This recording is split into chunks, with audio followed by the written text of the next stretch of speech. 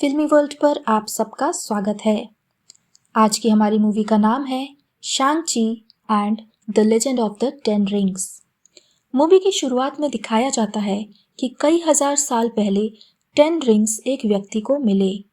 कैसे मिले किसी को नहीं पता, पर वो 10 रिंग्स बेहद शक्तिशाली थे और उन रिंग्स ने उसे दी दैवीय शक्ति और अमर रहने का वरदान।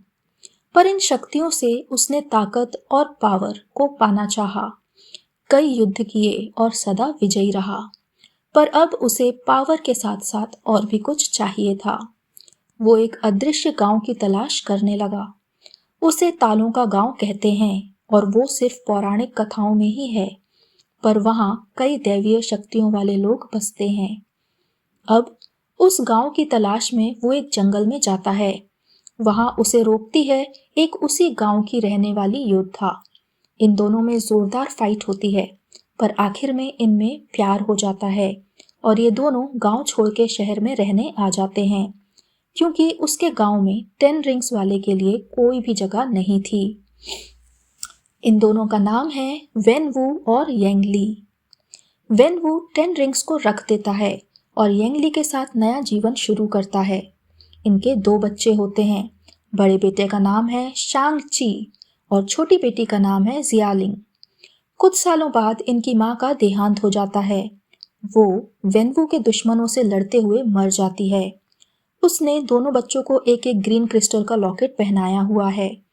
उसके मरने के बाद वेनवू वापस 10 रिंग्स पहन लेता है और फिर से ताकत और पावर की फाइट्स करने लगता है।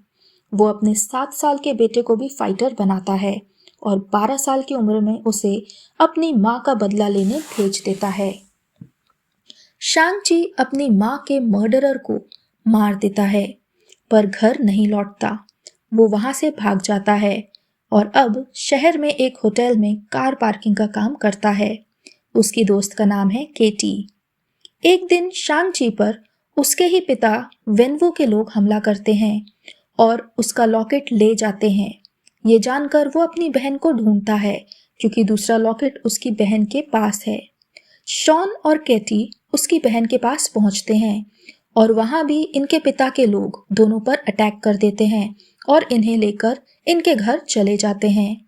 वहां वेनवू बताता है कि इनकी माँ येंगली उससे बात करती है और उसे उसके ही गांव वालों ने एक दीवार के पीछे कैद कर लिया है।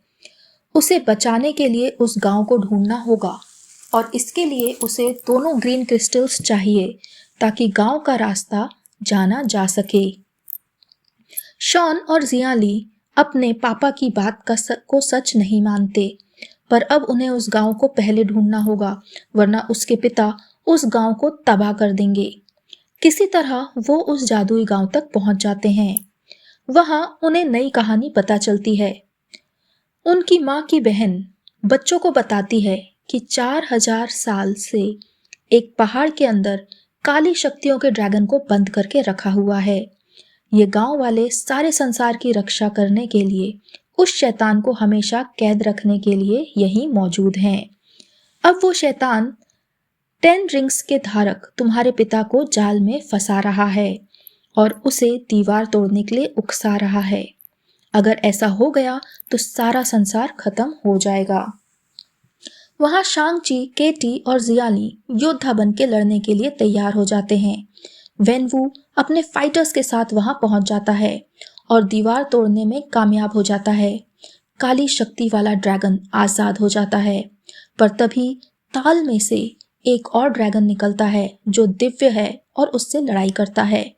शांग-ची के पास अब 10 रिंग्स हैं और उसके पिता मारे जा चुके हैं। वो सब मिलकर काले ड्रैगन से लड़ाई करते हैं। अंत में 10 रिंग्स की शक्ति से और केटी के तीर से उस ड्रैगन की मौत हो जाती है और ये दुनिया फिर से बच जाती है। शॉन और केटी वापस अपने शहर आ जाते हैं और कामाताज से वोंग एक पोर्टल खोल के उन्हें लेने आ जाता है।